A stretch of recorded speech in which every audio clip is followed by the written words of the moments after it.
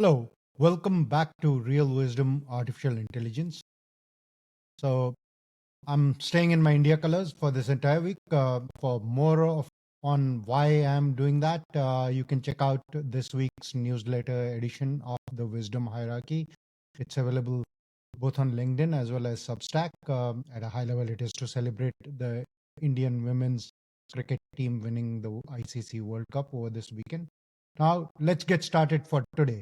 Today is November 5th, and Sadhguru's Insight today read, once there is a little space between you and the body, between you and the mind, it'll open up the possibility of experiencing the non-physical. So that, actually, again, call it universal consciousness, call it coincidence. This, together with something that I was working on yesterday, really got me thinking about how all of this relates to my lens of real wisdom artificial intelligence. So let's dive in. For most of you who have followed artificial intelligence developments and who have been in the tech area, you will know that the concept of AI, ML, as well as neural networks is not new. It has been around now for over decades. However, the big breakthrough in the generative AI field came with this paper called Attention is All You Need. Then, beyond attention, there was this concept of self attention, where a model starts paying attention to itself as the output that it is producing. Beyond this, what I was going through yesterday as part of some discussions is there is a paper that, or there is a study that Anthropic has released around AI introspection.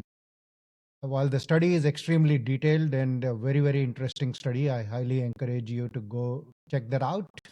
The key takeaway from that study that I want to share here, and which is relevant for today's insight by Sadhguru, is that they were studying a concept called concept injection in the study, where the goal was to inject unrelated concept into an artificial intelligence model's chain of thought and then ask it whether it is able to identify it as its own concept or an injected concept. And the simple models could not tell the difference. However, with enough layers introduced in the neural network architecture, as the model starts getting more sophisticated, it is able to tell the difference between an injected thought versus its original thought.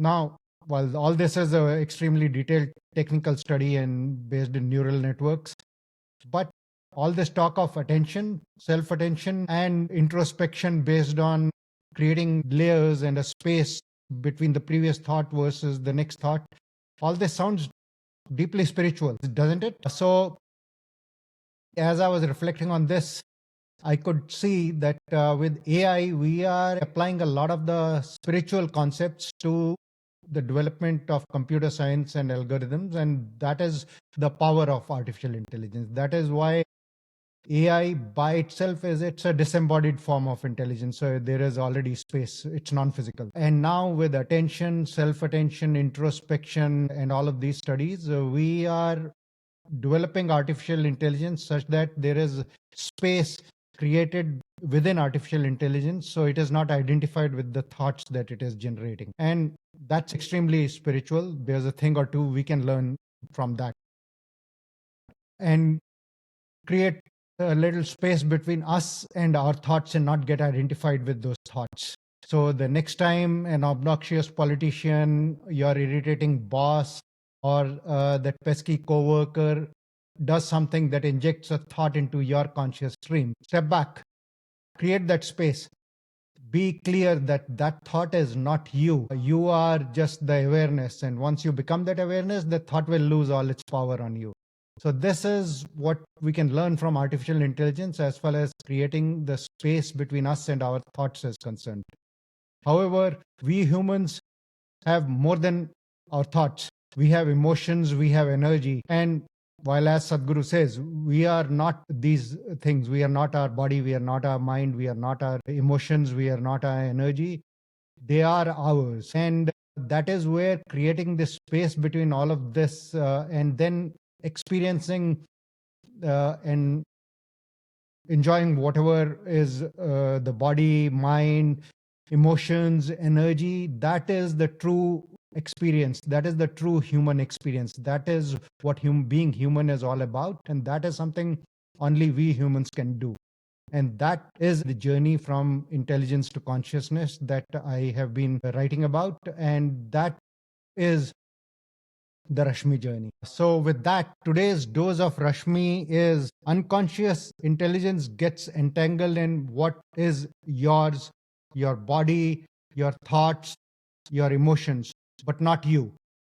Only wisdom brings the discernment to see what is real and to know the difference between the real you and your accumulations. Pay attention to that and try to create some space between you, your accumulations, your body, your mind, your emotions.